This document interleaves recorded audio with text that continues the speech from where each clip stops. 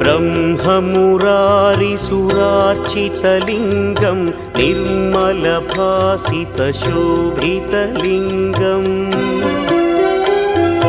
जन्मजदुःखविनाशकलिङ्गं तत्प्रणमामि सदा शिवलिङ्गम्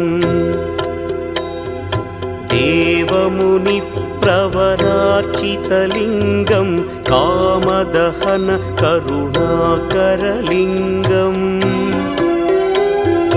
रावणदर्पविनाशकलिङ्गं तत्प्रणमामि सदा शिवलिङ्गम्